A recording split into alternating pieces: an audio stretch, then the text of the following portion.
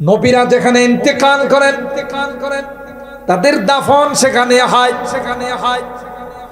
আম্মা জান আয়েশা সিদ্দিকা রাদিয়াল্লাহু তাআলা আনহা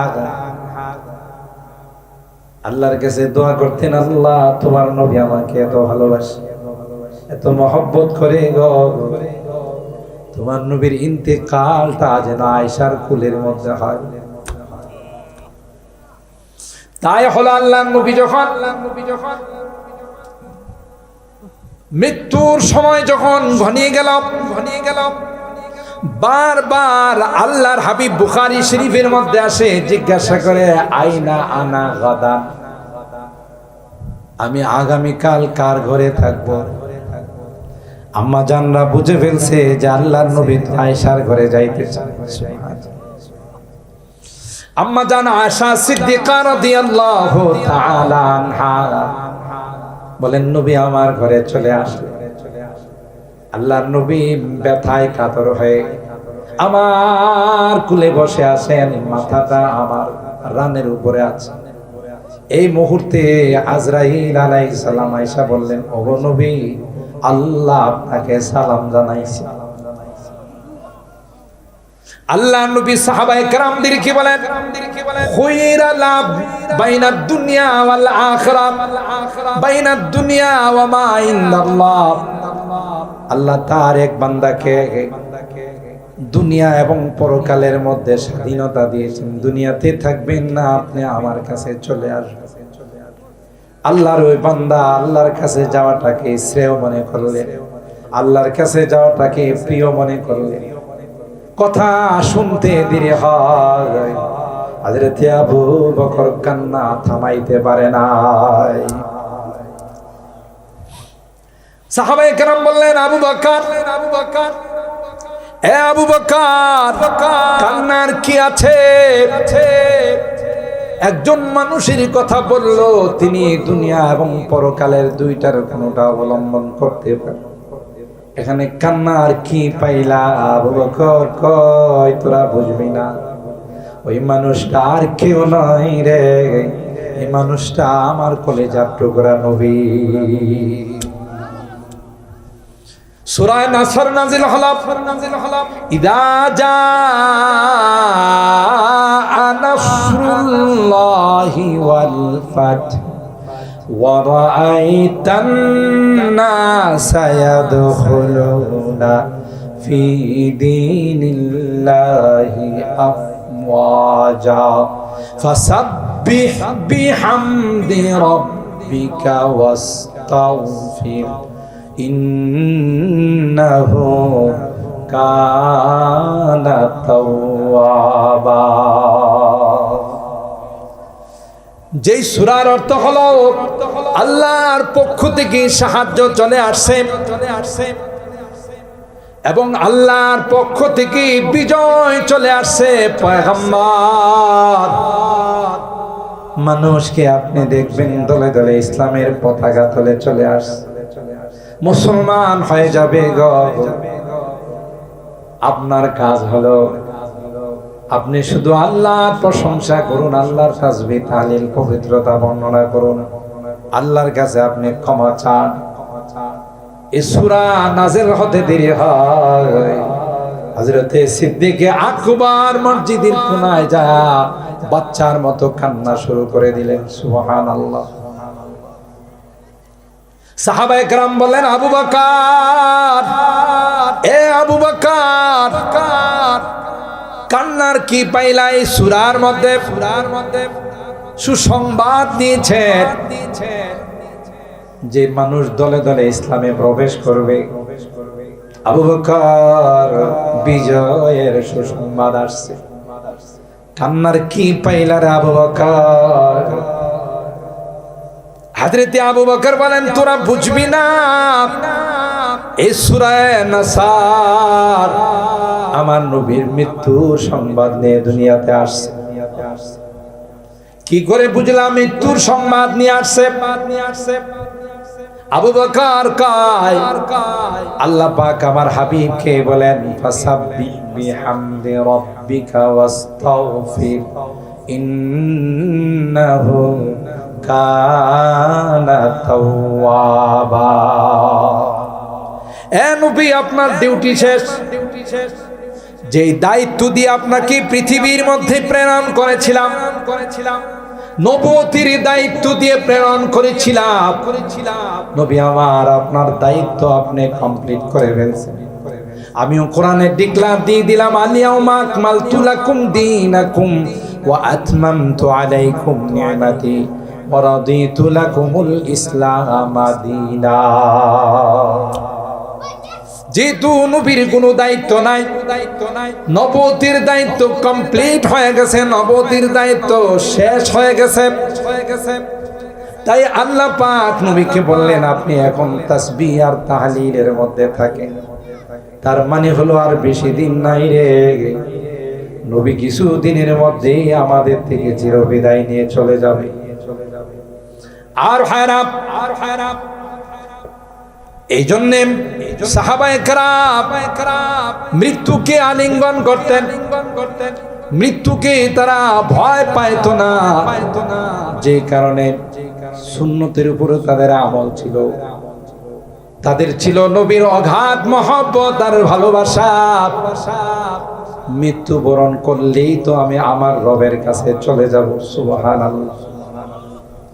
আশিকা দায়েম লিখায়ে দোস্ত মি দারন্দে দোস্ত, আশিকা দায়েম লিখায়ে দোস্ত মি দারন্দে দোস্ত, দরগম রাহত রিজায়ে দোস্ত মি দারন্দে দোস্ত, জিন্দা কুনি ফিদায়ে তু ওয়ারব কুশির জায়ে তু, हर चिकुनी फेदाए तू दिल शुदा मोबतालाए तू। आशिकरा कय আল্লাহ, আমরা তো পাগল হয়ে আছি, কখন তুমি মৃত্যু দিবা, মৃত্যুর পরেই তো তোমার সঙ্গে সাক্ষাৎ হবে আর মোলাকাত হবে। আল্লাহ ওই মৃত্যুর অপেক্ষায় আছে, কারণ মৃত্যুর পরেই তোমার সঙ্গে আমাদের মোলাকাত হয়ে যাবে।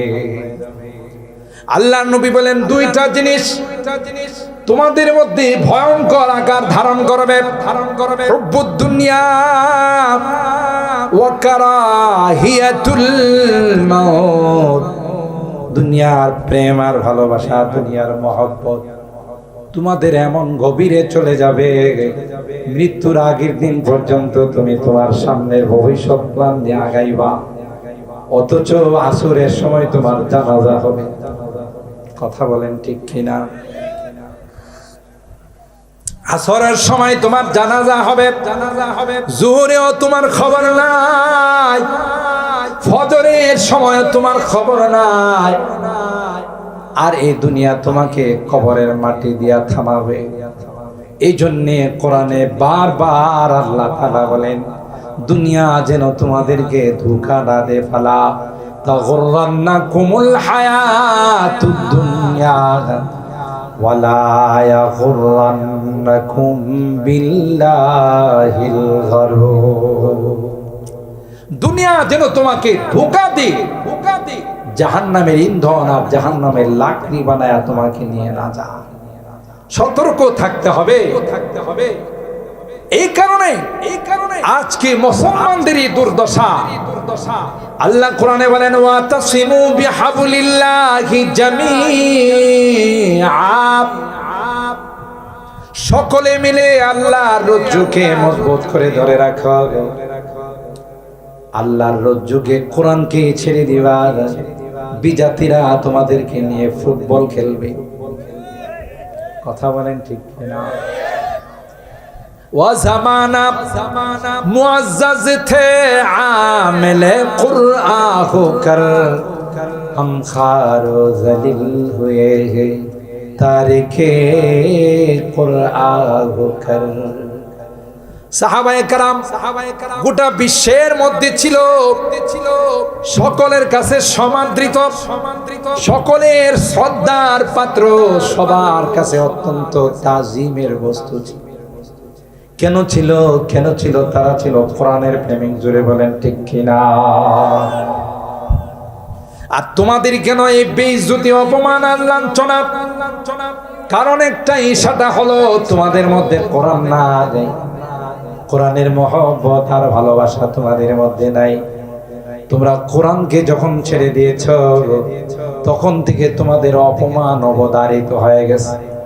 ওয়া জামানা মুআজ্জাজ থে আমেলে কুরআহ কর কম খারো যলিল হুয়ে হে তারিকে কুরআহ কর। আমাদের এই অপমান আর লাঞ্ছনার কারণ একটাই, কোরআন থেকে আমরা দূরে সরে গেছি। ওয়ালা তাফাররাকু, আল্লাহ বলেন ফিরকা বন্দী হয় না, গ্রুপিং যেন তোমাদের মধ্যে না হয়। আল্লাহ বলেন এ মুসলমান, ওয়াজকুরু নি'মাতাল্লাহি আলাইকুম ইয কুনতুম আ'দা ফাআল্লাফা বাইনা কুলুবিকুম فأصبحتم بنعمته إخوانا। যদিও এই আয়াত আউস আর খাজরাজ সম্পর্কে নাযিল হয়েছে, উলামায়ে কেরাম জানেন আল ইবরাতু বিউমুমিন নাস বিউমুমিন নুসুস লা বিখুসুসিল মাওয়ারিদ। কোরআনের শব্দ বলে তোমরা একটা সময় জাহান্নামের কিনারায় ছিলে, জাহান্নামে মৃত্যুবরণ করলে তোমরা চলে যাই। আমি আল্লাহ ইমানের দৌলত দিয়ে তোমাদেরকে মুসলমান বানায়া ওই জাহান্নামের শাস্তি থেকে, জাহান্নামের আযাব থেকে আমি আল্লাহ তোমাদেরকে রক্ষা করে জান্নাতের মেহমান বানাই দিলাম। কি শুকরিয়া আদায় করছো, জীবনের কি শুকরিয়া তোমরা আদায় করলে? উল্টা না শুকরি করো, নামাজ পড়ো না, হালাল কামাই করো না, মিথ্যা কথা বলো, প্রতারণা, ধোঁকাবাজি, এগুলোতে তোমরা লিপ্ত হয়ে গেছো। আরে নাফরমান, তোকে যেই সকল নিয়ামত আমি আল্লাহ দিয়েছি, গোটা জিন্দেগি সিজদায় পড়ে থাকলেও এই সকল নিয়ামতের শুকরিয়া আদায়, ঠিক কিনা বলেন? ওয়া কুনতুম আলা শাফা হুফরাতিম মিনান নার।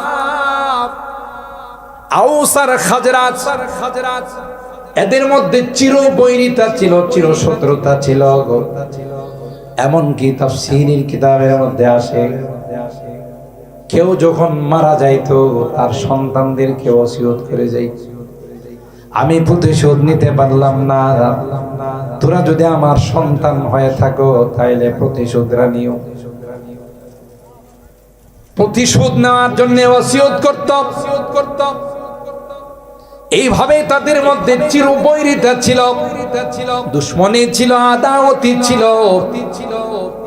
আল্লাহ পাক ডাক দিয়া কয়, ইমানের রজ্জু দিয়ে, কালমার রজ্জু দিয়ে আমি আল্লাহ তোমাদেরকে এমন ভাবে মিলাই দিলাম, এখন তোমরা একজনকে ছাড়া আরেকজন খানা খাইতেও বসো না। এমনকি যখন মুহাজিররা হিজরত করে আনসারদের কাছে গেলেন, মদিনার আনসারী সাহাবীরা মুহাজিরকে ডাক দেয়া কয়, ভাই সব কিছু ফেলে তোমরা দ্বীনের জন্য, ইসলামের জন্য বাড়ি ত্যাগ করলা, গাড়ি ত্যাগ করলা, আত্মীয় স্বজন হারাইলা, জায়গা জমি সব কিছু ছেড়ে দিয়ে আসলাম, মাতৃভূমিটা পর্যন্ত ত্যাগ করে আসলাম, তোমাদেরকে স্বাগতম, আহলান সাহলা, তোমাদের জন্য মারহাবা। তবে ভাই আমরা তোমাদের কি সহযোগিতা করতে পারি? আনসারী সাহাবীরা মুহাজিরদের কি বলেন, এ ভাই আমার কয়েকটা বাগান আছে, তোমার যে বাগানটা পছন্দ হয় সেই বাগানটা তুমি যদি বলো আমি তোমার নামে রেজিস্ট্রেশন করে দিব। সুবহানাল্লাহ। এই বাগানটা আমি তোমাকে দিয়ে দিব, তুমি বাগানের মালিক হয়ে যাবে। আর আমার কয়েকজন স্ত্রী আছে, যাকে ভালো লাগে তুমি বললে আমি তালাক দিয়ে দিব। সুবহানাল্লাহ বলেন। তোমার স্ত্রী হয়ে যাবে, শুধু তোমার বলতে দেরি হবে, বাস্তবায়ন করতে দেরি হবে না। মুহাজির সাহাবায়ে কেরাম বলেন, ভাই তোমার স্ত্রী নেওয়ার জন্য আসি না, তোমার বাগান নেওয়ার জন্য আসি না, হিজরত তো করছি আল্লাহ এবং আল্লাহর নবীর জন্য। সুবহানাল্লাহ। সুতরাং তোমাদের বাগান নিব না, তোমার স্ত্রী কি বিয়ে করব না,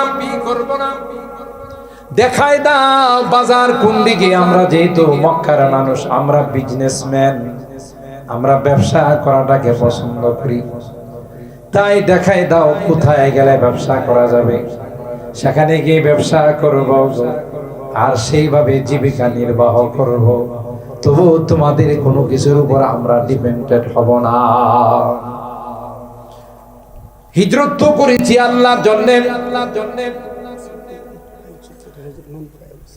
হিজরত তো করেছি আল্লাহর জন্য, নবীর জন্য, দ্বীনের জন্য। তাই তোমাদের কোনো কিছু আমাদের আকাঙ্ক্ষা নাই। কিন্তু আনসারী সাহাবীরা বলে ভাই নিলে খুশি হব। সুবহানাল্লাহ। বলে আবদার রক্ষা করলে খুশি হব। মুহাজিররা বলেন না না ভাই, আমরা হিজরত করলাম, তোমরা দ্বীনের নুসরত করলা। হিজরত আর নুসরত দিয়ে তো আল্লাহ দুনিয়ার মধ্যে জিন্দা করছেন। সুবহানাল্লাহ। সব জায়গায় আল্লাহ বলেন ইন তানসুরুল্লাহ ইয়ানসুরকুম ওয়া ইউসাব্বিত আকদামাকুম। তোমরা যদি আল্লাহর দ্বীনের সহযোগিতা করো তাইলে নিঃসন্দেহে আল্লাহ তোমাদের সহযোগিতা করবেন। আর যদি দ্বীনের সহযোগিতা না করো আল্লাহ তোমাদেরকে বিপদে ফেলাইবেন। ওয়া ইউসাব্বিত আকদামাকুম। আর দ্বীনের উপর আল্লাহ তোমাদের কদমকে মজবুত করে রাখবেন। শুধু তাই নয়, কবরে কিয়ামতের কঠিন ময়দানে তোমাদের এই নুসরত আর তোমাদের এই সাহায্য আল্লাহর আদালতে গিয়ে তোমাদের জন্য সুপারিশ করবে। বিধায় দুনিয়ারই জিন্দেগি দিয়ে, দুনিয়ারই সম্বল দিয়ে পরকালের জন্য কিছু রেখে যাও। দুনিয়ার মহব্বত অন্তরের মণিকুঠায় যেন ঢুকতে না পারে, তাইলে এই দুনিয়া তোমাকে চিরদিনের জন্য বরবাদ করে ফেলবে। তখন তুমি আফসোস করবা, হায় হায় আমার না অনেক টাকা পয়সা ছিল, আমার না অনেক ধন সম্পদ ছিল, আজকে কোনোটাই আমার কাজে আসতেছে না। ইয়া লাইতাহা কানাতিল কাদিয়া মা আগনা আন্নি মালিয়া হালাকা আন্নি সুলতানিয়া। এই বলে বলে আফসোস করতে থাকবে, কোথায় গেল আমার মাল, কোথায় গেল আমার ধন সম্পদ, কোথায় গেল আমার দবদবা শান শৌকত। আল্লাহ বলেন এখন আফসোস করলে লাভ হবে না। যখন তোমার আফসোস করার দরকার ছিল তখন তুমি করো না।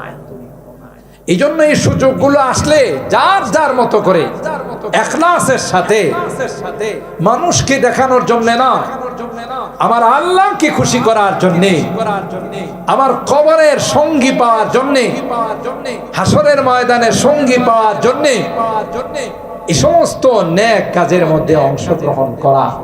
সাহাবায়ে কেরামদের সামনে এই জাতীয় কোন সুযোগ যখন চলে আসতো তাদের মধ্যে মুসাবাকা হতো, প্রতিযোগিতা হতো। হযরতে আবু বকর সিদ্দিক রাদিয়াল্লাহু তাআলা আনহু, আল্লাহর নবী বললেন দ্বীনের পথে কে সহযোগিতা করবা? ঘরে যা ছিল সব নিয়ে চলে আস। সুবহানাল্লাহ বলে, সুবহানাল্লাহ বলে।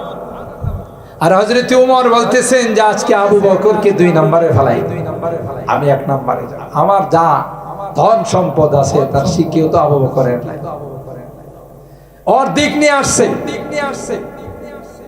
তা আল্লাহ পাক তার হাবিবের জুবানে মুবারক দিয়ে প্রকাশ করে দিয়েছেন যে আপনি জিজ্ঞাসা করেন উমর কি নিয়ে আসছে, উমর তুমি কি নিয়ে আসছো দ্বীনের জন্য? আমার ঘরে যা ছিল তার অর্ধেক নিয়ে আসছে। আবু বকর তুমি? বলেন ইয়া রাসূলুল্লাহ অর্ধেক না, যা ছিল সবই নিয়ে আসছে।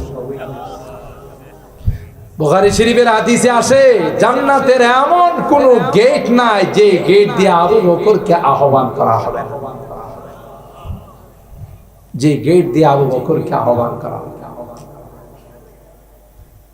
আল্লাহ এই জন্যই তো আল্লাহ তাদেরকে নবীর সহচর নবীর ডান হাত বাম হাত সাহাবীর মর্যাদা আল্লাহ দিয়েছেন, অন্য কাউকে আল্লাহ তাআলা এই মর্যাদা দান করেন নাই।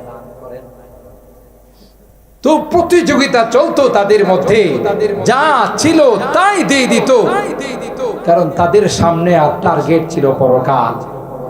কিন্তু আমাদের ভিতরে দুনিয়া এমন ভাবে ঢুকে গেছে, হাজারো চেষ্টা করলেও আমাদের থেকে কিছু আসবাব, কিছু সামান, কিছু টাকা পয়সা বের হওয়াটা বড় কষ্টকর। আলহামদুলিল্লাহ আমরা দিই, কিন্তু আরো বেশি বেশি দেওয়া দরকার, কারণ এটা আমার নাজাতের ওসিলা হবে। এই বাইতুল জান্নাত জামে মসজিদ আপনারা জানেন আল্লাহ তাআলা এখানে একটি সুন্দর মসজিদ বানাই দিয়েছেন, এবং এই ওসিলায় বাজারে আসা যাওয়ার পথে আমরা জামাতের সাথে নামাজ পড়তে পারি। এই জায়গা, মসজিদের ডেকোরেশন, মসজিদের জন্য ওযুখানা, সবকিছু একটি সুন্দর অবস্থান আলহামদুলিল্লাহ আল্লাহ তাআলা পৌঁছাই দিয়েছেন। এগুলো আপনাদেরই দান অনুদান, এখানে কোনো বিদেশি ডোনেশন, কোনো বাহিরের বড় কোনো অঙ্ক আসে নাই। এই এলাকার অত্র আশপাশের আপনারা যারা আছেন, সিরাজনগর, সাতিয়ান, বুধল, মালিহাতা, নন্দনপুর, তেলিনগর, শহীদপুর, এই আশপাশের মানুষের দান অনুদানে আল্লাহ তাআলা আজকে সুন্দর একখানা মসজিদের ব্যবস্থা করে দিয়েছেন।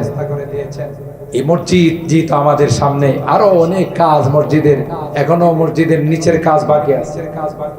মসজিদের কত সুন্দর সুন্দর মসজিদ হয়ে যাচ্ছে। আমি কয়েকদিন আগে এক মসজিদে নামাজ পড়লাম, এত সুন্দর ডেকোরেশন মসজিদের নিচতলা। তো আমি মসজিদের ইমাম সাহেবকে জিজ্ঞাসা করলাম, আপনারা এই ডেকোরেশন কিভাবে করলেন? কয় হুজুর, আমরা বিভিন্ন জায়গা থেকে নকশা সংগ্রহ করে এখানে কাজ করছি, শুধু মসজিদের নিচতলাতে 1 কোটি টাকা খরচ করছি।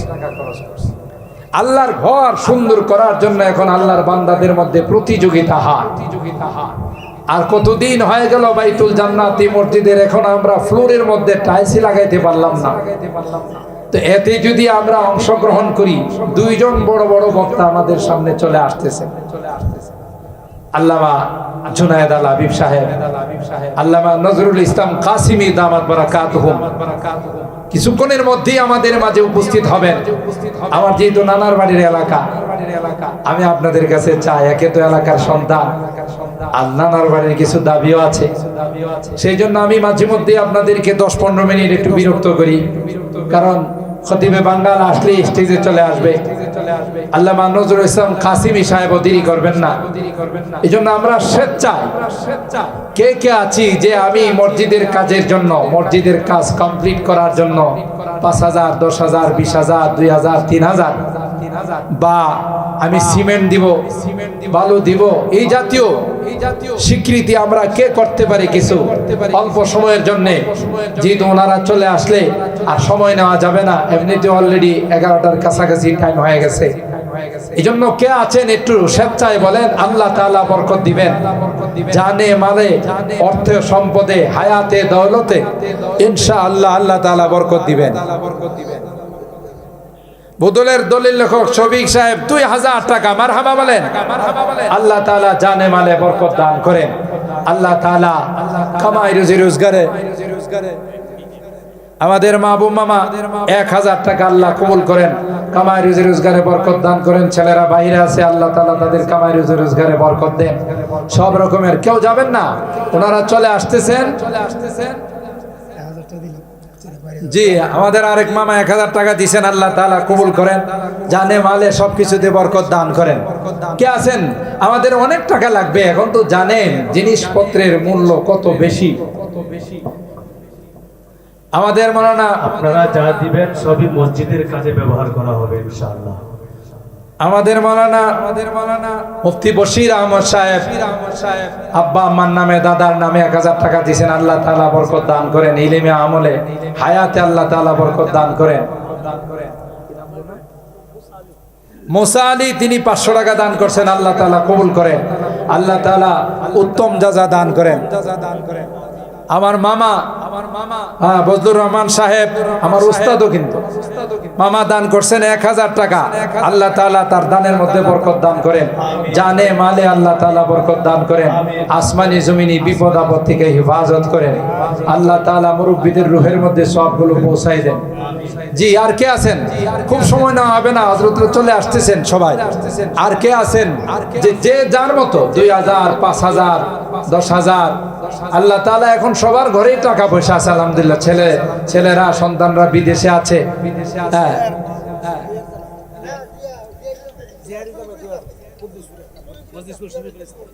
মজলিশপুরের শফিকুল ইসলাম আমার মামার মেয়ের জামাই, হ্যাঁ জেআরির জামাই, তিনি কত 2000 টাকা আল্লাহ কবুল করেন আমিন। আমাদের মাহমুদ তার দাদার জন্য 500 টাকা দান করছে, লেখাপড়া করতেছে। আল্লাহ তাআলা জেহেন যাকাতে বরকত দান করেন, ইলমে আমলে আল্লাহ তাআলা বরকত দান করেন। নারিফা আনকাযাকুম মিনহা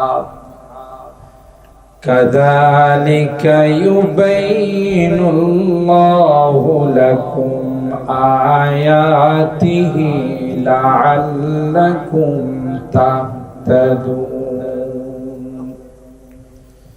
বারাকাল্লাহু লানা ওয়া লাকুম ফিল কুরআনিল আযীম ওয়া নাফা'না ওয়া ইয়্যাকুম বিল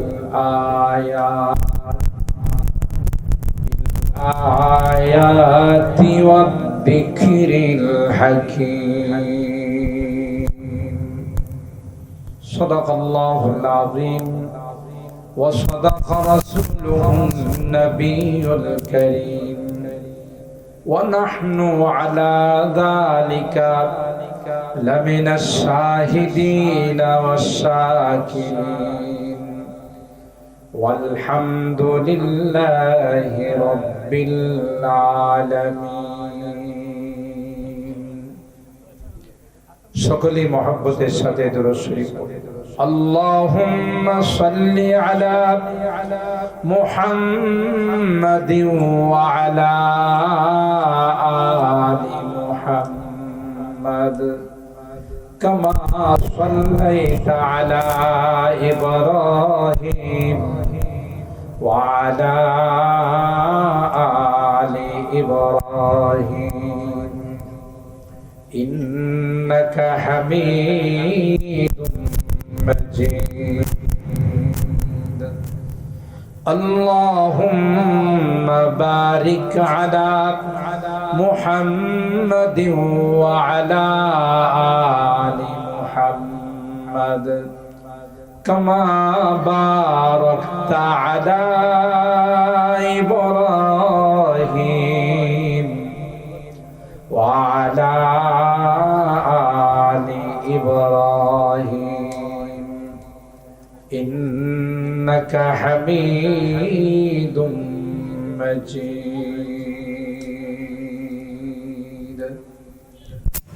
আলহামদুলিল্লাহ সুম্মা আলহামদুলিল্লাহ। ঐতিহ্যবাহী সিরাজনগর একতা যুব সংঘের উদ্যোগে আয়োজিত আজকের ইসলামী মহাসম্মেলনের সম্মানিত সদর হযরত উলামায়ে কেরাম, বেরাদারানি ইসলাম, পর্দার আড়ালের মা ও বোন, আল্লাহ পাকের দরবারে লাখো কোটি শুকরিয়া যে রব্বে কায়নাত এই বৃষ্টি বাদলের মৌসুমেও আজকের এই সুন্দর জান্নাতি প্যান্ডেলে আমাদের কিছু মানুষকে আসার বসার উলামায়ে কেরামদের জুবান থেকে মূল্যবান আলোচনা শোনার তৌফিক দান করেছেন। এই জন্যে অন্তরের অন্তঃস্থল থেকে কালিমাতুশ শুকর আদায় করি, জোরে সুরে বলি আলহামদুলিল্লাহ। আপনারা পোস্টারে নাম দেখেছেন খতিবে বাঙ্গাল হযরতুল আল্লামা জুনায়েদ আল হাবিব দামাত বারাকাতুহুম কিছুক্ষণের মধ্যেই আমাদের মাঝে উপস্থিত হয়ে যাবেন ইনশাআল্লাহ। আজকের মাহফিলে যিনি প্রধান আকর্ষণ, তাকে বাংলার তারেক জামিল বলা হয়। প্রায় পৃথিবীর 100টি রাষ্ট্র যিনি ভ্রমণ করেছেন দাওয়াত তাবলীগের নিসবতে।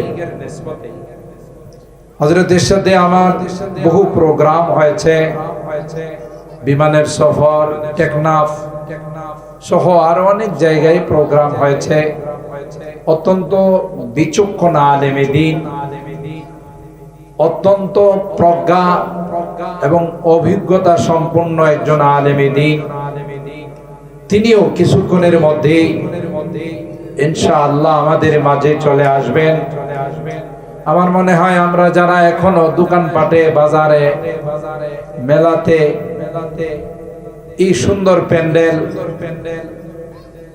সিরাজনগরের যুবকরা আজকের এই সুন্দর প্যান্ডেলের আয়োজন করেছে, মাহফিলের আয়োজন করেছে, তাদের ইখলাস এবং তাদের নেক নিয়তের বরকতে আল্লাহ তাআলা আজকের দিনটাকেও ভালো রেখেছে, আলহামদুলিল্লাহ। কারণ প্রতিদিনই বৃষ্টি হয়, আমরা আসার পথে রাস্তাও কয়েকটা বৃষ্টির ফোঁটা পড়েছে, ঢাকাতে বৃষ্টি হয়েছে, কিন্তু এই এলাকাটাকে আল্লাহ তাআলা বৃষ্টি মুক্ত রেখেছেন, আলহামদুলিল্লাহ। তাই আমরা গনিমত, এই নিয়ামতের শুকরিয়া আদায় করি।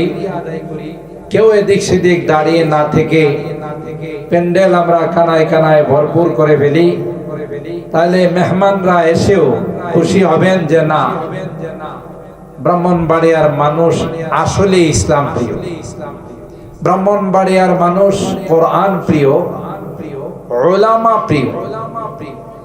খুশি হবেন, আল্লাহ খুশি হবেন যে দেখো আমার বান্দারা এই গরমের মধ্যেও সুন্দরভাবে বসে কোরআনের আলোচনা শুনতেছে। ফেরেশতাদের মাজলিসে আল্লাহ আমাদের মুযাকারা করেন, আলোচনা করেন। তোমরা সাক্ষী থাকো, আমি তাদের জীবনের গুনাহগুলো মাফ করে দিলাম। আর যে জান্নাতের আশায় বসা, যে জাহান্নাম থেকে মুক্তি লাভ করার আশায় বসা, আমি আল্লাহ তাদেরকে জাহান্নাম থেকে মুক্ত করে জান্নাতের ফায়সালা করে দিলাম। তো আমি আপনাদের খিদমতে কোরআনুল কারীমের ৪র্থ নাম্বার পারার ২য় পৃষ্ঠা হাফিজে কোরআন শরীফের সূরা আলে ইমরানের ১০৩ নাম্বার আয়াতে কারিমা তিলাওয়াত করেছি। এই সংগঠনের নাম হলো একতা যুব সংগঠন। তো একতা যুব সংঘের আজকের এই মাহফিল, একতার বড়ই প্রয়োজন। আজকে আমাদের মধ্যে একতা নাই বলে বিশ্বের বিভিন্ন জায়গায় মুসলমানরা মার খাচ্ছে, ঠিক না? মুসলমানদের মার খাওয়ার পিছনে বড় কারণ হলো আমাদের মধ্যে একতা নাই। আপনারা সুইলপুর তাফসিরে, বুদল বাজার তাফসিরে হযরত বড় হুজুর রাহমাতুল্লাহি আলাইহি জুবানে অনেক সময় শুনেছেন যে চুলের কোনো শক্তি নাই, টান দিলেই ছিঁড়ে যায়। কিন্তু এই চুলগুলো যদি একত্রিত করা হয় 20টা, 30টা, 40টা চুল, আপনি ইচ্ছা করলেই ছিঁড়তে পারবেন, তাই না? ইচ্ছা করলেই পারবেন না, কারণ এগুলো যখন আলাদা ছিল তাদের কোনো শক্তি ছিল না। একত্রিত যখন হয়ে গেছে তখন ইচ্ছা করলে তাদের সাথে এই চুলগুলোকে আপনি বল প্রয়োগ করে কিছু করতে পারবেন। ঠিক তদ্রুপ আজকে মুসলমানদের অনৈক্যের কারণে এবং মুসলমানদের মধ্যে কিছু মির্জাফর, কিছু মুনাফিক থাকার কারণে ফিলিস্তিনের মুসলমানরা মার খায়, কাশ্মীরের মুসলমানরা মার খায়, ভারতের মুসলমানদেরকে নামাজরত অবস্থায় পিছন দিয়া লাথি মারে, স্পর্শকাতর জায়গাতে আঘাত করে। আপনারা ইতিমধ্যে মিডিয়ার সাহায্যে দেখেছেন যে যত জুলুম আছে সবগুলির একটা শেষ আছে, ঠিক কিনা বলে? জোয়ার শুরু হয়ে গেছে ভারতেও। এ আকাটা নরেন্দ্র মোদী, তারও থাকার আর সুযোগ হবে না, ঠিক কিনা বলে? जो जलाता है किसी को खुद जलता है जरूर शमा भी जल जाता है परवाना जल जाने के बाद যে আরেকজনকে জ্বালায় নিজেকেও জ্বলতে হয় আরেকজনের দৌড়াইলে নিজেও দৌড় দিতে হয় ঠিক না বাংলাদেশকে নিয়ে বহু হাসি তামাশা করছে এখন নিজের গদি নিয়ে টানাটানি ঠিক কিনা বলেন হ্যাঁ এক মাগে শীত যায় না আজকে মুসলমানদের ঐক্যের বড় প্রয়োজন ১৫০০ বছর পূর্বে রাসূল আকরাম সাল্লাল্লাহু তাআলা আলাইহি ওয়াসাল্লাম আমাদেরকে ভবিষ্যৎবাণী করে গেছে ইউশিকুল উমাম আন তাদাআ আলাইকুম তাদাইয়াল আকিলাতি ইলাল কাসআ একটা সময় আসবে আমার উম্মতের উপর সমস্ত বিজাতিরা তাদের উপর চড়াও হবে যেমনি ভাবে জিয়াফত করলে খতম করলে দাওয়াতি মেহমানরা আয়েশা যিনি আয়োজন করছে তার সব খাওয়া দাওয়া শেষ করে একবারে পাতিল মুছে চলে যা ঠিক ঠিক তদ্রূপ গোটা বিশ্বের সকল মুসলমানদেরকে বিজাতিরা একত্রিত হয়ে চড়াও হবে তাদেরকে শেষ করে দেওয়ার জন্য সাহাবায়ে কেরাম আরজ করলেন ওয়ামিন কিল্লাতিন নাহনু ইয়াউমাইযিন ইয়া রাসূলুল্লাহ ওগো আল্লাহর নবী তখন কি আমরা সংখ্যায় কম থাকবো সেজন্য আল্লাহর নবী বলেন বাল আনতুম ইয়াউমাইযিন কাসীর না সংখ্যায় তোমরা কম থাকবে না সংখ্যায় বেশি থাকবে তবে ওয়ালাকিন্নাকুম গুসাউন কা গুসাই সাইল খড়কুটার মতো হয়ে যাবে তোমরা বৃষ্টি আসলে খড়কুটাকে যেমন পানি ভাসায় নিয়ে যা তোমাদের মধ্যে অনৈক্যের কারণে তোমরা খড়কুটার মতো হয়ে যাবে তোমাদেরকে বিজাতিরা ভাসায় নিয়ে চলে যাবে ওয়ালা ইয়ানজিআন্না আল্লাহু মিন সুদুরি আদুবিকুমুল মাহাবাতা মিনকুম ওয়ালা ইয়াখযিফান্না আল্লাহু ফি কুলুবিকুমুল ওয়াহান আরো কি হবে শত্রুদের দুশমনদের কথা শুনলে তোমাদের অন্তর থরথর করে কাঁপবে আর তোমাদের যে একটা ভয় ছিল তাদের অন্তরে এটা শেষ হয়ে যাবে এরা তোমাদেরকে এখন 2 পয়সা দিয়েও গণবে না এরকম হয়ে গেছে না হযরত ওমর অর্ধ জাহানের বাদশা ছিলেন কোন রাজপ্রাসাদ ছিল না হযরত ওমর ইবনুল খাত্তাব রাদিয়াল্লাহু তাআলা কোন সিংহাসন ছিল না বাগানে বসে বসে রাষ্ট্র চালাইত সুদূর চায়না থেকে চায়নার প্রেসিডেন্ট যখন হযরতে ওমরের নাম শুনতো থরথর করে কাঁপতে থাকতো না জানে ওমর কত বড় শক্তির মালিক দুইজন দূত পাঠাইলাম দেখে আসো ওমরের সিংহাসন কত বড় ওমরের সোলজার কত বেশি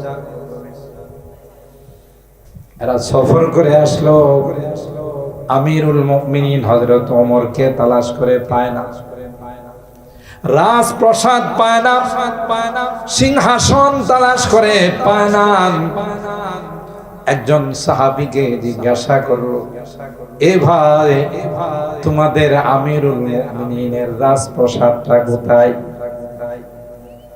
রাজভবন গণভবনটা কোথায় সিংহাসনটা কোথায় কই না তার কোনো সিংহাসন নাই তার কোনো রাজপ্রাসাদ নাই তাইলে তিনি কোথায় বসে রাষ্ট্র চালায় সাহাবী বললেন আসো যদি দেখতে চাও আমাদের আমিরুল মুমিনিনকে দেখে যাও বাগানের এক কোনায় বসা দূরের থেকে ইশারা করে কয়, ও যে দেখা যায় তিনি হলেন আমিরুল মুমিনিন ওমর ইবনুল খাত্তাব। বাগানে 2 কদম ঢুকায়, আবার 2 কদম পিছনে নিয়ে যায়, সামনে যাওয়ার সাহস পায় না। সাহাবী কয়, কি ব্যাপার, সামনে কেন যাও না? কো ভাই, কেমন যেন ভয় লাগতেছে। তার সামনে যাওয়ার সাহস হচ্ছে না, অন্তরে কেমন যেন ভয়ভীতি অনুভব হচ্ছে, তাই সামনে যাওয়ার জন্য অগ্রসর হচ্ছে। আল্লাহ ইমানদারদেরকে ডাক দিয়া কয়, তোমাদের ভিতরে এমন এক জিনিস আমি আল্লাহ দিয়েছি, তোমরা যদি সঠিক করতে চলো রে, বিজেরাত বিজাতিরা তোমাদের মিসওয়াক দেখে তারা ময়দান ছেড়ে পালাবে। আমিরুল মুমিনিন, আমিরুল জিহাদ, জিহাদের আমির বললেন, কয়েকদিন হয়ে গেল যুদ্ধ হচ্ছে কিন্তু বিজয় আসতেছে না, ফাতা আসতেছে। মনে হয় আমাদের থেকে কোন একটি শূন্য ছাড়া পড়ে গেছে। সুবহানাল্লাহ। হযরত বড় হুজুর সোহেলপুর তাফসীর মাহফিলে আসতেন, আমি তখন ছাত্র। এই আল্লাহর বান্দাকে কখনো দেখা যায় নাই যে ওযু করছে। সেই বাসার থেকে ওযু করে তাফসীর মাহফিলে আসতেন। যতক্ষণ পর্যন্ত তাফসীর মাহফিলে থাকতেন কোনদিন ওযু করতে দেখা যায় না। একদিন কোনো কারণে ওযু করতে বসলেন, পকেটে হাত দিয়ে কি যেন হারাই গেছে। আফসোস করে বলতেছেন, ইন্না লিল্লাহি ওয়া ইন্না ইলাইহি রাজিউন। আমরা মনে করছি হয়তো টাকা পড়ে গেছে, না হয় কোনো দামি জিনিস পকেট থেকে পড়ে গেছে। জিজ্ঞাসা করলাম, কি হারাই গেছে? কই না না, হারায় না, মিসওয়াকটা আমার পকেটে ঢুকাইতে মনে নাই। মিসওয়াক করা ছাড়া আমি ওযু করব, আর এই ওযু দিয়ে কথা বলবো, আমার একটা কথাও আজকে মানুষের মধ্যে আসর করবে না। আল্লাহু আকবার। এক একটা কথা গুলির মতো, এক একটা নসিহত মানুষের কলবের মধ্যে এমন ভাবে ঢুকে যাইতো। আমরা দেখেছি যে মানুষগুলো একসময় জোয়ারি ছিল, যে মানুষগুলো একসময় চুরি ডাকাতি করত, যে মানুষগুলো নামাজ পড়তো না, আল্লাহর ওলির কথাগুলো তাদের দিলের মধ্যে এমন ভাবে আঘাত করতো, এমন ভাবে যায় বিনত। পরবর্তীতে দেখা গেছে তাদের চেহারার মধ্যে দাড়ি চলে আসছে, 5 ওয়াক্ত নামাজ তাদের থেকে কোনোদিন মিস হয় না। রাগ করবেন না, এখন যে পরিমাণে মাহফিল হয়, যে পরিমাণে তাফসীর হয়, তখন কিন্তু এত বেশি তাফসীর হতো না, এত মাহফিল হতো না। কিন্তু আমার অভিজ্ঞতার আলোকে আমি বলি, যত পরিমাণে যেই বেশি তাফসীর মাহফিল হচ্ছে, ওয়াজ হচ্ছে, কিন্তু সেই পরিমাণে মানুষের মধ্যে আমল নাই। কথা কি ঠিক বললাম? আগে যেমন ছিল এখনো সেই রকম। আগে মিথ্যা কথা বলতো, এখনো মিথ্যা কথা কয়। আগে প্রতারণা করতো, এখনো প্রতারণা করে। আগে মানুষের জায়গা দখল করতো, এখনো তাই করে। কোরআনের মাহফিল দিনের মধ্যে আসর করে না, কারণ আমরা যারা কথা বলি আমাদের মধ্যেও আমল নাই। আল্লাহ মাফ করুক, আমাদের মধ্যে ঢুকে গেছে টাকার লোভ। আমার এক উস্তাদ, আমি যখন বয়ানের মাঠে নামি, এখন আছেন, আমি বললাম, হুজুর মানুষ তো কয় বয়ান করার জন্য, আমি বয়ানের মাঠে নামবো কিনা? বললেন, 2 শর্তে বয়ান করতে পারো যদি বয়ান করার ইচ্ছা থাকে। 1 নাম্বার হলো টাকার প্রতি লোভ করবা না। যেদিন টাকার প্রতি লোভ করবা, সেদিন তোমার কথা মানুষের কাজে লাগবে না। ব্রাহ্মণবাড়িয়া থেকে অনেক সময় মাহফিল করে যায়, আপনারা রাগ করেন না, বিশ্বাস করবেন না, আমার পকেট থেকে 2000 টাকা দিয়ে তেল নিতে হয়, কিন্তু কোনোদিন এ কথা কারো কাছে প্রকাশ করি না। কারণ যেদিন টাকা চাইবো সেদিন থেকে আর কথার মধ্যে কোনো নূর থাকবে না। 2 নাম্বার শর্ত ছিল হাদিস পড়াও, মাদ্রাসায় পড়াও, ওইটা কোনোদিন বাদ দিবা না। ওইটাকে আসল রাইখা যতটুক পারো বাহিরে দিনের খেদমত করবা। এখন আমাদের মধ্যে এখলাস না, অনেকে আছে চুক্তি করে এত টাকা না দিলে যাব না। আমাকে অনেকে ফোন দিয়া হুজুর আপনার ডিমান্ড কত? আমি বলে আমার ডিমান্ড যেহেতু বলছেন 2 লাখ। হুজুর এত টাকা? আমি কই যেহেতু ডিমান্ড বলছেন আমার চাইতেই হবে, কম সম চায় লাভ কি? 2 লাখ দিবেন? 2 লাখ দিবেন? হুজুর এত তো দিতে পারবো না। তাহলে বলেন এত দর কষাকষি হোক, কত দিতে পারবে? 1.5 লাখ দিতে পারবে? 1.5 লাখ দিতে পারবে না, এত তো দিতে পারবে না। তাহলে জিজ্ঞাসা করলেন কে? দিতেই পারবেন না তো জিজ্ঞাসা করলেন কে? এটা একটা ব্যাপক মহামারী হয়ে গেছে। ছোট ছোট বাচ্চাগুলো বয়ান করে, এরা কন্টাক্ট করে বয়ানে যায়, এজন্য কোন রকমের আসর হয় না, কথা হয় না। এ খতিবে বাঙ্গাল কতদিন যাবত মাঠে আছে, আজ পর্যন্ত আমি দেখি নাই কোথাও টাকা পয়সা নিয়ে কোনো বার্গেনিং করছে। কথা বলেন ঠিক কিনা? কারণ এরা বড়দের সুহবত পাইছে। হযরত বড় হুজুর রাহমাতুল্লাহ আলাইহির ছাত্র হযরত হাফিজির জুতা টানছে। এমনি আল্লাহ এত বড় বানায় নাই। হযরত শাইখুল হাদিস রাহমাতুল্লাহ আলাইহির সাথে ছিলেন। কোনদিন চাইতে আমি অন্তত পক্ষে দেখি নাই। আমাদের আকাবেররা হযরত বড় হুজুর রাহমাতুল্লাহ আলাইহি সুইলপুর তাফসীর মাঠে তাফসীর শেষে যা দিত কইছে এত টাকা দিয়ে আমি কি করব, অর্ধেক তাফসীর মাঠে আবার দিয়া যাইত। সুবহানাল্লাহ কইবেন না? এমনি কি ওনাদের কথায় মানুষ হেদায়েত পাইছে। এখন মাহফিল কর্তৃপক্ষ যারা আছেন আপনারাও রাগ করেন না, এটা আমার অভিজ্ঞতার আলোকে বলতেছে। আমরা যারাই মাহফিল করি, মসজিদ হোক, মাদ্রাসা হোক, যুবকদের উদ্যোগে হোক, কবরস্থানের উদ্যোগে হোক, এদেরও একটা টার্গেট থাকে যে যত বেশি কালেকশন করা যায়। এটা দরকার, মসজিদ চালানোর জন্য, মাদ্রাসা চালানোর জন্য দরকার হয়, কিন্তু টার্গেটটা যখন এটা থাকে তখন এই কথার মানুষের উপর আসর করে না। বক্তার কথা আসর হয় না, শ্রোতারা আসে। আমাদের এদিকে তো মেলার সংখ্যা এখন কম, বিভিন্ন জায়গাতে গেলে 2 কিলোমিটার পর্যন্ত শুধু মেলাই চলে। শ্রোতারা অনেকে আসে যে একটা বাৎসরিক মাহফিল হচ্ছে, মেলাতে অনেক কিছু পাওয়া যাবে, শ্বশুর বাড়িতে দাওয়াত দিছে, দাওয়াতও ভালো করে খাওয়া যাবে, মাহফিল একটু শুনলে শুনলাম, না শুনলে নাই। যেই কারণে ফলাফল জিরুর কোঠায়, ফলাফল কিছুই পাওয়া যায় না। ঠিক কিনা বলেন? বাস্তবতা হলো তাই। আপনারা আমার প্রতি রাগ করেন আর খুশি হন।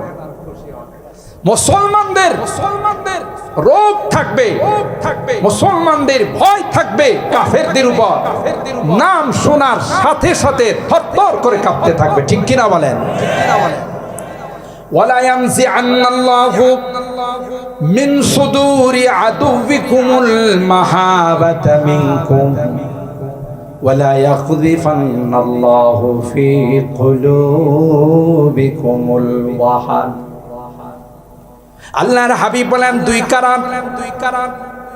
1 নাম্বার হলো তোমাদের ভয়টা তাদের কাছে চলে যাবে, তাদের ভয়টা তোমাদের অন্তরে চলে আসবে। 2 নাম্বার কারণ হলো তোমাদের ভিতরে ওয়াহান চলে আসবে।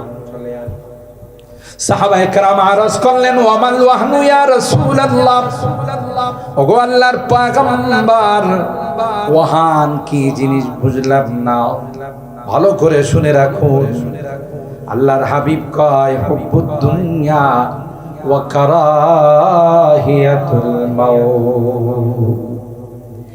1 নাম্বার হলো দুনিয়ার মহব্বত, দুনিয়ার সামান, দুনিয়ার টাকা পয়সার মহব্বত তোমাদের অন্তরে এমন ভাবে ঢুকে যাবে যে দুনিয়ার জন্য, দুনিয়ার পদ পদবীর জন্য, দুনিয়ার টাকা পয়সার জন্য কোনোভাবে তুমি কোনো কষ্টের মধ্যে রাজি হবে না, ইবাদত বন্দেগী করতে রাজি হবে না। না জানি বন্দেগী করতে গেলে, ইবাদত করতে গেলে আমার দুনিয়ার কোনো ক্ষতি হয় কিনা। হুব্বুদ দুনিয়া ওয়া কারাহিয়াতুল মাউত, মৃত্যুকে তোমরা এমন ভাবে ভয় পাবে, মৃত্যুর কথা শুনলে নিরাপদ দূরত্ব বজায় রাখবে, মৃত্যুকে তোমরা কখনো আলিঙ্গন করবে না। অথচ সাহাবায়ে কেরাম রিদওয়ানুল্লাহি তাআলা আলাইহিম আজমাইন মৃত্যুকে আলিঙ্গন করে নিতেন। শাহাদাত বরণ করার জন্য পয়গম্বরের কাছে আবদার জানাইতেন।